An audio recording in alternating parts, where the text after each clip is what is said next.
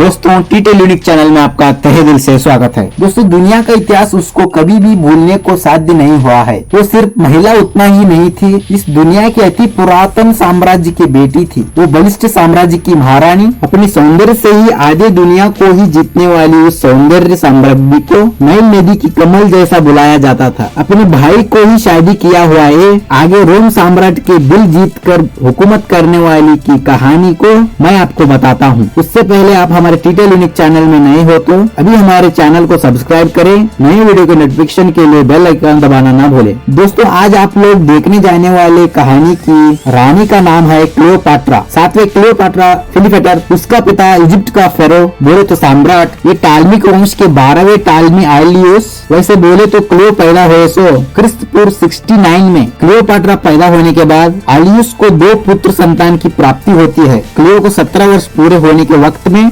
अप्रतिम सुंदरी कहलाने का पद प्राप्त कर लेती है। वैसे समय में आलियुस युद्ध में मारा जाता है। उसके बाद इजिप्ट सिंहासन क्लियो को आता है। मगर इजिप्ट है ना, उस वक्त वहाँ बहुत सारे विचित्र आचरण आस्थाएं थे। उनमें एक इजिप्ट के फेरो के लोग बोले तो राजाएं अपने सगे संबंधी में ही शादी होते थे। अरे ये कैसे शर्म के आचरण है ना। उस वक्त के फेरो में एक तरीके का श्रेष्ठता का रोग उनमें था। वो अपनों में से छोड़कर दूसरों को शादी किए तो अपना खून अशुद्ध हो जाएगा कहकर मानते थे। इसीलिए क्लियोपाट्रा अपने भाई को ही विवाह करने का परिस्थिति आ बैठा। अपने उम्र से भी 8 साल छोटा रहने वाला भाई 13वें टालमी उसका पति बना। भाई को उसके शरीर को और सिंहासन को भी बांट लेना पड़ा, मगर उन दोनों का संबंध बहुत दिन टिका नहीं। क्लियोपाट्रा 13वें टालमी को छोड़कर पूरा आडಳಿत को अपने हाथ में ली थी, मगर वो अधिकार बहुत दिन बचा नहीं। रोम साम्राज्य का दंड नायक अलियुस केबिनियन के सहाय से 13वें टालमी फिर से सिंहासन को चढ़ता है। अब गद्दी से हटने का समय क्लियोपाट्रा का आता है। वो समय उसके कालमान के बहुत बुरा समय था। उस वक्त अभी क्लियो को नौजवानी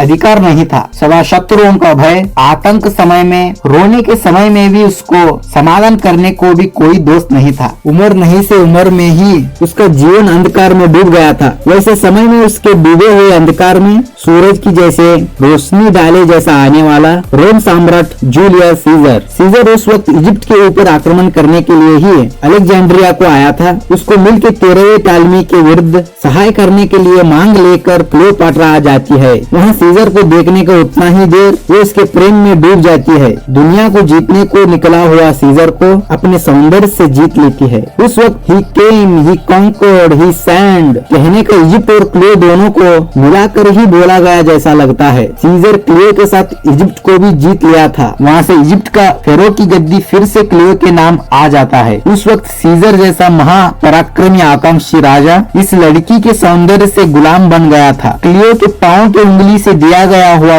काम को सीजर सर के ऊपर लेके काम करना शुरू किया था। ऐसे क्लियो के गले को पड़ा हुआ सीजर इजिप्ट में 9 महीने तक वक्त बिताया था, मगर रोम में उद्भव हुआ समस्या उसको वहाँ से जाने का अनिवार्यता क्रिएट होता है। उतने में ही क्लियो सीजर के बच्चे को जन्म देने की खुशी में थी। वो फिर से अलेक्जेंड्रिया को वापस आने के समय में ही क्लियो के हाथ में रहने का सीजर के प्रतिरूप में रहने वाला बच्चा सीजरियल उस वक्त पुत्र के जन्म से खुशी में रहने वाला सीजर अपने बच्चे और पत्नी को रोम को ले जाता है, मगर क्लियोपाट्रा को रोम नगर में प्रवेश नहीं मिला था। इसीलिए ही बच्चा और क्लियो दोनों को शहर से बाहर रहना पड़ा। इतना होने के बावजूद भी क्लियोपाट्रा के बीच में प्यार कम नहीं हुआ। ऐसा ही 1 वर्ष पूरा होते ही क्लियो फिर से अलेक्जेंड्रिया को वापस आती है। कुछ ही दिन में उसको बड़ी बुरी खबर एक आ पहुंचती है। उस वक्त क्रिस्तपूर्व 44 का मार्च 15वां तारीख रोम नगर में रहने वाला पाम्पे थिएटर में सीजर का कत्ल हुआ था। उसको विश्वास करने वाले ही उसको विश्वासघात करे थे। इस विचार को जाने हुए क्लियो रोम को आती है, मगर उससे पहले सीजर का अंत्यक्रिया पूरा हो चुका था। रोम साम्राज्य सीजर के मन पसंदीदा दोस्त और दंड नायक मार्क एंटनी और सीजर को हत्या करने वाला ब्रूटस के बीच बट चुका था। इस अंत में ही क्लियो के जीवन में मार्क एंटनी का प्रवेश हुआ था। एंटनी क्लियोपाट्रा के बारे में मालूम हुए तो भी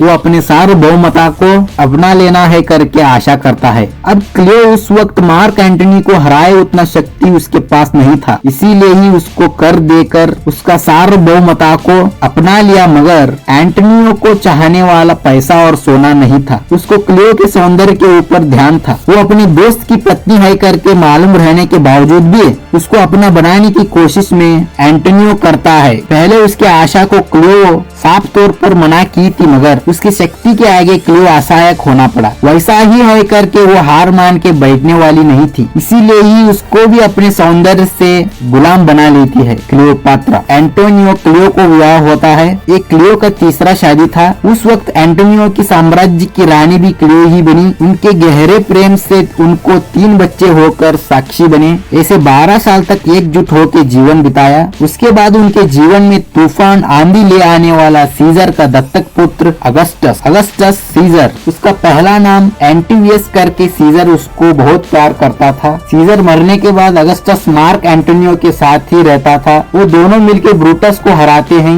ऐसे संदर्भ में ही अगस्टस रोम सिंहासन पर आंख डाली थी। उसके लिए वो हकदार भी बना था। इस विचार में एंटोनियो और अगस्टस के बीच घनघोर लड़ाई होती है। क्लियोपाट्रा एंटोनियो के पक्ष लेती है। अगस्टस एंटोनियो के बीच युद्ध के लिए तैयार होता है। इतना ही रोम और इजिप्ट का चित्रण वहाँ से बदल जाता है। वो क्रिस्तपूर्व 31 का समय मार्क और अगस्टस के सेनाएं आज के ग्रीस के करीब रहने वाला एक्लियम समुद्र के पास आमने सामने हो गया। उस भीकर युद्ध में जीत अगस्टस के हाथ लग जाता है। ऐसे उस युद्ध में हारने के बाद एंटोनी आत्महत्या के रास्ते को पकड़ता है। क्लियो अकेली होती है। इतना सब होने के बावजूद अगस्टस अपना सार्वभौमता को अपनाने के लिए क्लियो को बोलता है। वो उसको और दूसरे नजर से देखा नहीं था। एक सम्राट एक सामंत के जैसा देखना है वैसा देखा था। अपने को पाला हुआ पिता सीजर के प्रेमिका के ऊपर उसको गौरव था क्या, या सौंदर्य के वजह से ही पूरी दुनिया को हासिल करने वाली के ऊपर तिरस्कार था क्या,